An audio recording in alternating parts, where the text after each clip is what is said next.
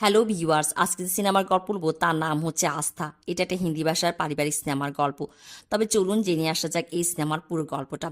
গল্পের শুরুটা হয় আমার আর মানসিকে দিয়ে। তারা দুজন ভালোবেসে বিয়ে করে, তাদের একটা সুখী সংসার। আমার একজন ইউনিভার্সিটির প্রফেসর আর মানসি ঘর সংসার নিয়ে ব্যস্ত থাকে। আমার তার ইউনিভার্সিটি তার ছাত্রছাত্রীদেরকে নিয়ে সাথে বেশ প্রাণবন্ত আলোচনা করে তাদের কথা শুনে। আমার এই দুজন ছাত্রছাত্রী হচ্ছে অমৃতা আর দীপক। অমৃতা আর দীপক দুজন দুজনকে পছন্দ করে। ওদিকে আমরা মাসিকে দেখি যে সে সারাদিন তার ঘর সংসার নিয়ে ব্যস্ত।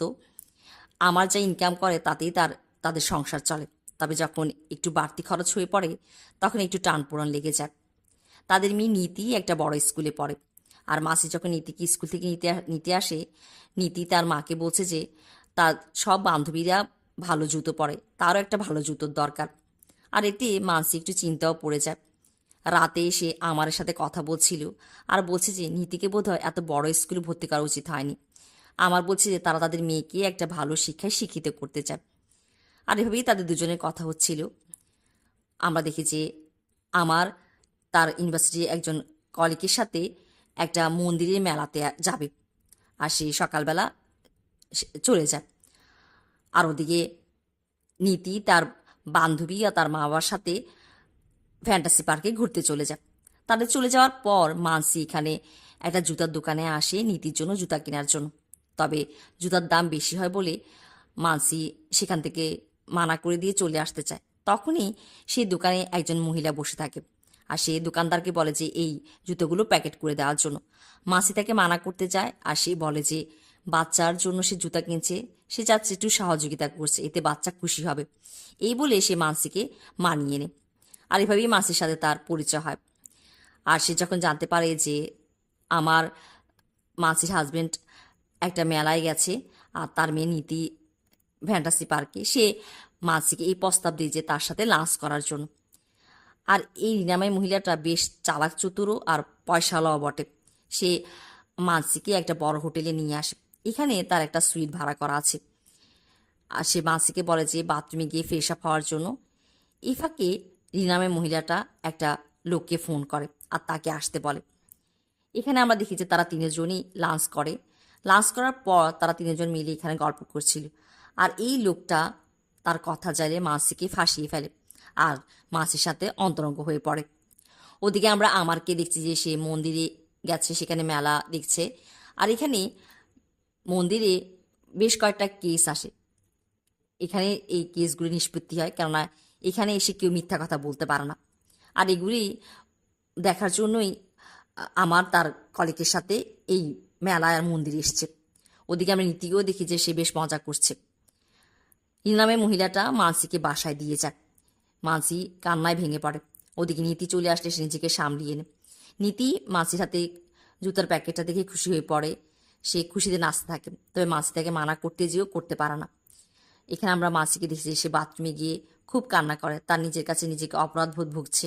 সে নিজেকে কোনোভাবেই মাপ করতে পারছে না। এই লোকটা মাসিকে বেশ কিছু টাকাও দেয়। মাসি সেই টাকাগুলো তার রান্নাঘরে একটা কৌটায় রেখে দেয়। আর এইভাবে আমরা দেখি যে মাসি নিজেকে কোনোভাবে মাপ করতে পারছে না, সে মানসিক যন্ত্রণা ভোগ করতে থাকে। রাতে আমার বাসায় ফিরে আসলে মাসি কোনোভাবেই আমার সাথে চোখে চোখে রেখে কথা বলতে পারে না। এভাবেই রাতটা কেটে যায়। সকালে এখানে আমরা দেখি যে আমার ইউনিভার্সিটিতে এসছে, সে তার ছাত্রছাত্রীদের সাথে মন্দিরে যে মেলাতে গিয়েছিল এই নিয়ে কথা বলে। আর এখানে যে কেসটা সে সে দেখে এসছে একটা মহিলার, আর এই নিয়ে গল্প করে আর বলে যে এটা নিয়ে সে একটা নাটক করবে। আর আমরা দেখি যে আমার তার ছাত্রছাত্রীদেরকে বাসায় ডেকে নিয়ে আসে, তাদের সাথে এই নাটকের বিষয় আলোচনা করছে। ওদিকে মানসি তার মানসিক যন্ত্রণায় ভুগতে থাকে। সে কোনোভাবে আমারকেও কিছু বলতে পারছে না আর নিজেকে নিজে মাপও করতে পারছে না। রিনামের মহিলাটা মাসির সাথে দেখা করতে আসে। মাসি তাকে বলে যে সে যাতে তার বাসা না আসে। তবে তাকেও রিনামের মহিলাটা বলে যে সে মাসিকে নিতে এসছে। মাসি তাকে মানা করে দিলে সে মাসিকে ব্ল্যাকমেল করতে শুরু করে। আর যেহেতু মানসি আমাকে কিছুই বলতে পারেনি, তার কাছে কিছুই করার থাকে না। আর এভাবেই আমরা দেখেছি মানসি পতিতা ভিত্তির এই জৈবিক চাহিদা, অর্থবৈভ আর শান শকতের দুনিয়ায় নিজেকে ভাসিয়ে দেয়। এভাবেই চলতে থাকে। মানসি নিজে নিজে নিজের একটা অস্তিত্ব খুঁজে পায়। সে স্বাবলম্বী হয়ে পড়ে। তার কাছে বেশ কিছু পয়সাও আসে। এখন সে এই নীতিকে পায়ে হেঁটে নিতে যায় না। ট্যাক্সিতে করে যায়, তবে আমার এগুলো কিছুই জানা না। এখানে আমরা দেখি যে একদিন রিনা আর মানসিকে একসাথে দেখে ফেলে আমারের একজন ছাত্রী অমৃতা, আর সে তাদের কথাও শুনে ফেলে। সে তার কথার কাছে সন্দেহ হয়ে যায়, আর সে গিয়ে এই কথাটা আমারকে বলতে চায়। তবে অমৃতা কাছে একটু সংশয় থেকে যায় যে সে যা শুনেছে সেটা সত্যি না মিথ্যা কিনা। সেজন্য সে আমারকে কিছু বলতে পারে না, সেখান থেকে চলে আসে। এখানে আমরা মানসিকে দেখছি যে মানসি যে কিনা সচ্ছল হয়ে গেছে, সে নিজের জন্য খরচ করে আর তার মেয়ে নীতির জন্য পছন্দের জন্য নিয়ে আসে। এভাবে তার মধ্যে একটা সচ্ছলতা এসছে, তার নিজের একটা মূল্য এসেছে, তার কাছে ভালো লাগতে শুরু করেছে, বা অপরদিকে তার কাছে একটা অপরাধবোধও কাজ করতে থাকে। এখানে আমরা দেখি যে একদিন মাসির কাছে অমৃতা আসে, সে মাসির কাছে রান্না শিখবে, আর সে মানসিকে মানিয়ে ফেলে যে মাসির কাছে সে রান্না শিখবে। মানসি, আমার আর আমারের কলিগ, তার ওয়াইফ, তারা সবাই মিলে একটা হোটেলে আসে, তারা ডিনার করবে। এখানে রিনা নামের মহিলাটা, তার সাথে একটা ক্লায়েন্ট থাকে, তারা মানসিকে দেখে ফেলে। মানসির সাথে এই ক্লায়েন্টেরও একটা সম্পর্ক আছে। আর এখানে আমরা দেখি যে রিনা নামের মহিলাটা এসে মানসি আর এখানে আমার সবার সাথে পরিচয় হয়। মানসি ভিতরে ভিতরে বেশ নার্ভাস হতে থাকে। এভাবেই প্রথমবার আমার জানতে পারে যে মানসির এই টাইপের এক বান্ধবী আছে। এখানে আমরা দেখি যে আমার যে কিনা তার শিক্ষকতা পেশা নিয়ে বেশ গর্বিত, আর সে টাকা পয়সা নিয়ে তার কোনো লোভ লালসা নেই, আর সেটা অপছন্দ করে যে অন্যান্য শিক্ষকেরা সারাদিন টাকা পয়সা নিয়ে ব্যস্ত থাকে, শিক্ষকতা পেশাকে জোর না দিয়ে, এটার উপর গবেষণা না করে। মানসিকে আমরা দেখি যে সে আমাদের জন্য একটা হীরের আংটি কিনে, আর এখানে ইনামের মহিলাটার সাথে এসে জুয়েলারি দোকানে যায়। তারা যখন বাসায় ফিরছিল, মানসি ইনাকে বলে যে সে আর এই কাজ করতে চায় না, সে মিথ্যা কথা বলতে বলতে একজন মিথ্যাবাদী হয়ে গেছে। আমার সাথে সে মিথ্যা বলে, তার কাছে ভালো লাগে না, তার কাছে অপরাধ বোধ লাগে। আর তবে নিরামের মহিলাটা কিছুই শুনতে নারাজ। সে মানসিকে বলে যে সে জানে যে মানসি কীভাবে রাজি করাতে হবে। এই বলে সে মানসিকে আবার ব্ল্যাকমেল করে আর মানসিকে মানিয়ে ফেলে।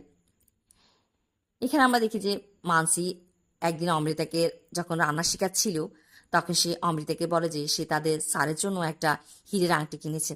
তাদের স্যারের একটা হীরের আংটির অনেক শখ, তবে মানসি বাবা মা তার স্যারকে বিয়েতে এসে দিতে পারেনি। এখন মানসি অনেক দিন ধরে টাকা জমিয়ে তাদের স্যার আমারের জন্য একটা হীরের আংটি কিনেছে। তবে আমার তাকে অনেক প্রশ্ন করবে, সেজন্য সে সেটা নিজে দিতে চায় না। সে চায় যে অমৃতা তার অন্যান্য ছাত্রছাত্রীরা মিলে আমারকে তার বার্থডেতে এই গিফটটা যাতে করে মানসির হয়ে, তবে সেটা তারা বলবে না যেটা মানসি তাদেরকে দিয়েছে। আর এভাবে সে অমৃতাকে রাজি করিয়ে ফেলে। এখানে আমরা দেখি যে তখনই দরজায় কড়া নাড়ে, আর মানসি দৌড়ে যায়, আর সে গিয়ে দেখে যে রিনা মানসিকে নিতে এসছে, তাই মানসি তাকে মানা করে দেয়। আর এখানে তাদের দুজনের মধ্যে কথা কাটাকাটি হয়। ওদিকে অমৃতা চলে আসলে রিনা নামের মহিলাটা অমৃতাকে দেখে সেখান থেকে চলে যায়।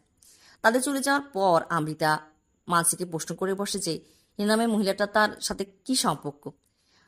মানসি বলে যে সে তার বান্ধবী, আর তখনই অমৃতা বলে যে এই ধরনের বাজে মহিলা কি করে মানসি বান্ধবী হতে পারে। আর মানসিও অমৃতাকে প্রশ্ন করে বসে কিভাবে জানে যে সে বাজে মহিলা। আর তখন মানসি বলছে যে অমৃতা বলছে যে অমৃতা যে কিনা একজন ধনী ঘরের মেয়ে, তার বড় বড় হোটেলে যাওয়া আসা হয়, আর এই মহিলাটা বড় বড় হোটেলে যাওয়া আসা করে আর সবাই তাকে চেনে। আর এখানে মানসি কান্নায় ভেঙে পড়ে, সে দৌড়ে বেডরুমে যায় আর কাঁদতে শুরু করে। আর এখানে অমৃতা তাকে যখন প্রশ্ন করে বসে যে কিভাবে সে এই মহিলার ফাঁদে পড়েছে, তখনই মানসি তাকে সবকিছু খুলে বলে যে কিভাবে নীতি জুতা কিনতে গিয়ে সে এই মহিলার ফাঁদে খপ্পরে পড়ে যায়। আর সে অমৃতাকে এও বলে যে সে এই অপরাধ জগৎ থেকে, এই অনৈতিক কাজ থেকে ছুটে আসতে চায়, তবে তার কাছে কিছু করার নেই। সে তাদের স্যার আমারকে সবকিছু খুলে বলতে পারছে না, আর সে যদি আমারকে খুলেও বলে, তার কাছে ভয় হয় যে আমার তাকে ছেড়ে দিবে আর তাদের এই পরিবারটা ভেঙে যাবে। আর অমৃতাকে সে এটাও বলে যে তার খুব ভয় হয়, তার কাছে মৃত্যু ছাড়া আর বোধহয় কোনো কোনো পথ নেই। তখন এখানে অমৃতা বলছে যে সে আমারকে তাদের স্যারকে সব কিছু বুঝিয়ে বলবে তার নিজের মতো করে। আর এখানে আমরা দেখি যে দুদিন পর যখন আমারের জন্মদিনে এখানে আমারও তার ছাত্রছাত্রীদেরকে ডেকেছে, তাদের নাটকের কাস্টিং নিয়ে আলোচনা করবে। সেখানে অমৃতা আসে। অমৃতা এসে এখানে আমারকে বলছে যে সে আজকে আমারকে তাদেরই সমাজে, তাদেরই আশেপাশের একজনের গল্প বলবে, তার সাথে ঘটে যাওয়া একটা গল্প। আর এখানে আমারকে সে মানসির ঘটনাটা খুলে বলে যে কীভাবে একটা মহিলা, একটা বাজে মহিলার খপ্পরে পড়ে, নিজের জীবনটা তার কাছে জঘন্য হয়ে পড়েছে, তার কাছে সে একটা মৃত্যু ছাড়া তার কাছে আর কোনো পথ নেই।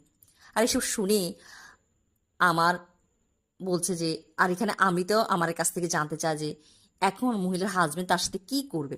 আর এখানে আমার বলছে যে তার হাজবেন্ড তার সাথে বেশ কিছু কয়েকটা জিনিস করতে পারে। প্রথমত তাকে তালাকও দিতে পারে, তার সাথে বিশ্বাসঘাতকতার জন্য তাকে সাজাও দিতে পারে, আবার তাকে বুঝতেও পারে। তখন অমৃতা বলছে যে স্যারের কাছে কি মনে হয় যে তার হাজবেন্ড তাকে মাফ করে দিবে?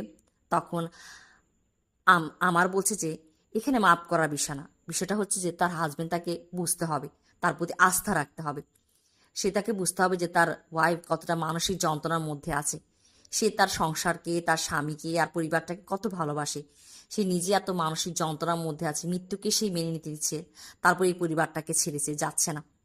আর এখানে আমার তার অন্যান্য ছাত্রছাত্রীদেরকে বলে যে তাদেরকেও ভাবার জন্য যে এই গল্পটা শেষ পরিণতি কী হতে পারে। এই বলে সে তার অন্য ছাত্রছাত্রীদেরকে বিদায় দিয়েছিল। তখন অমৃতা মনে পড়ে যে মাসি তাকে হীরের আংটি দিয়েছে, স্যার আজকে জন্মদিন, আর সে স্যারকে হ্যাপি বার্থডে উইশ করে। আর ওই হীরের আংটিটা বের করে আর মানসিকে বলে যে এটা স্যারকে পরিয়ে দেওয়ার জন্য তাদের তরফ থেকে। আর এখানে আমরা দেখি যে মানসি আমারকে হীরের আংটিটা পরিয়ে দেবে, সবাই অনেক খুশি হয়। রাতে এখানে আমরা আমারকে দেখেছি আমার মাসিকে বলছে যে কিভাবে অমৃতা জানলো যে আজকে আমার জন্মদিন, আর তার হাতের আঙ্গুলের মাপও সে জানে। আর সে আমার সন্দেহ করে ফেলেছে মানসি বোধহয় অমৃতাকে এই হীরার আংটিটা দিয়েছে। এখানে মানসি মজার কথা বলে কথাটা এড়িয়ে যায়। সে এসে আমার সামনে বসে আর আমাকে বলে যে যে গল্পটা অমৃতা তাকে শুনিয়েছে, সেই গল্পটা যদি মানসি জীবনের হতো তাহলে আমার কি করতো। আর এখানে আমরা দেখেছি আমার মানসিকে জড়িয়ে ধরে। আর এখানেই আমরা বুঝতে পারি যে আমার অমৃতার গল্পটা বুঝে ফেলেছিল যে এটা মানসিরই গল্প। কেননা মানসির কিছু আচার আচরণ আর রিনা নামি সেই মানসির বান্ধবীটাকে সে পরিচয় হয়েছে, আর সে বুঝতে পেরেছে যে এটা মানসির জীবনেরই গল্প। তবে অমৃতাকে যে সে শেষ কথাটা বলেছে যে তার হাজবেন্ড সেই মহিলাটাকে বুঝতে হবে, সেটাই বোধহয় আমার করেছে। সে মানসিকে বিশ্বাস করেছে, তাকে তার প্রতি আস্থা রেখেছে, তাকে বুঝতে চেয়েছে। আর এভাবেই আমরা দেখি যে মানসি আর আমার দুজন বেশ আবেগপ্রবণ হয়ে যায়, দুজন দুজনকে জড়িয়ে ধরে। আর এভাবেই গল্পটা শেষ হয়।